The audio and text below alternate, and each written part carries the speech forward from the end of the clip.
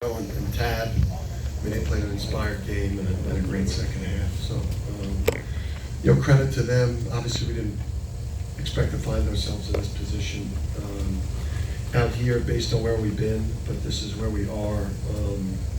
Just defensively, the second half, really, really bad. We've been bad out here defensively.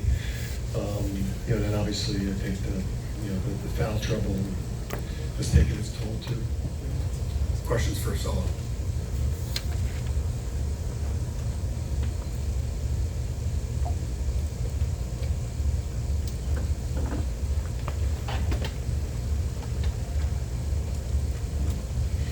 So, what did Colorado do from your perspective to get themselves back in the game? And was a lot of it centered on the fact that Sampson and Terrace obviously they inherited some foul trouble in the second straight day? It was definitely a collective effort. Defensively, we weren't there. We weren't in the right spots, and they got a lot of open shots that we couldn't prevent. So I think just focus on the defensive end, and that's the big goal for us in the rest of the season. And so just to follow up on that, what are some of the things that you can try and take from these last two games defensively? Colorado mentioned, obviously you guys are incredibly physical defensively, which does lead to some foul trouble. What are the things you can work on moving forward? Yeah, Coach definitely talks about putting more pressure on the offense and not letting them just do whatever they want. And they kind of just got to wherever they wanted today, and that's what hurt us today. Anything else? So, given the success obviously this program's had, how difficult might it be to just continue to stay positive, especially with the new guys who obviously haven't won yet? Is that something that you're going to take upon your shoulders to try to keep things positive after these two losses? Yeah, definitely. It's difficult being in this position, but as a team, we just got to be able to lift each other up and move on to the next game because we have a long season to go. So, of course, it's two tough losses, but it's about how we recover from these and get better. All right, thanks, Solo. Well, anybody have anything for Coach?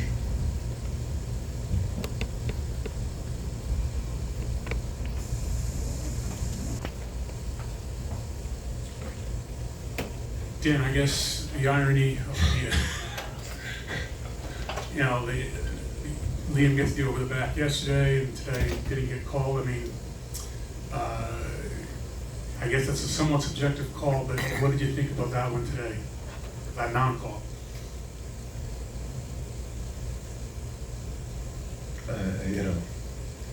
That's not. It has a big impact, obviously, on the game. I don't know if it's called and over the back. We obviously on the free throw line at that point, and maybe we're shooting 1-on-1. I don't even know what the foul situation was at the time. It just speaks to how these last 2 days have gone for us. That yesterday, the biggest play of the game was an over the back. That was called against us, and then today. It was more egregious because, the kid, basket pulled Liam's arm down. I saw the replay of it. It's obviously, it's ironic, but that's not why I think our defense has been just so dreadful out here. And we had opportunities. I was just surprised by just how we should have been fresh in the second half.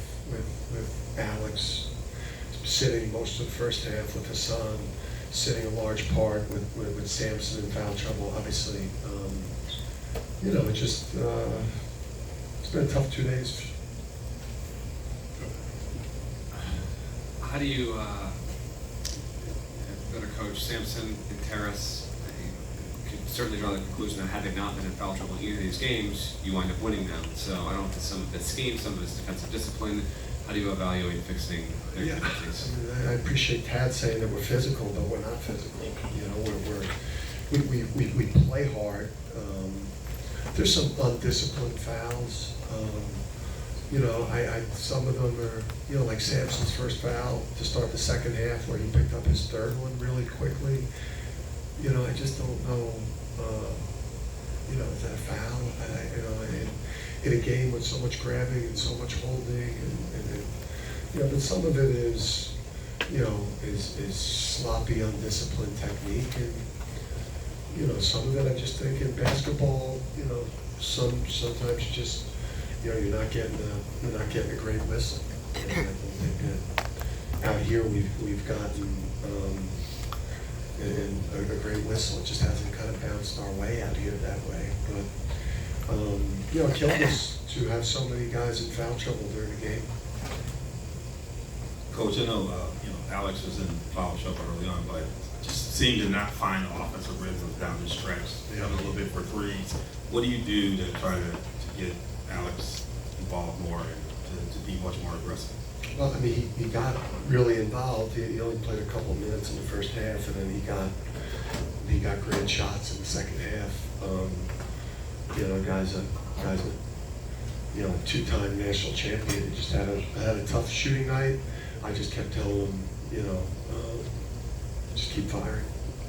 All right, last question for Coach. And sort of a two-parter. Number one, is Liam okay? It looked like he was grabbing at his hip or his lower back or something. And then secondly, you do get a timeout of 5.9 seconds left. You have one more possession. What were you hoping to get coming out of timeout there? Yeah, I think we were you know, we were hoping. Well, I don't know what the status was. He went out for a little bit. It's something with his hip.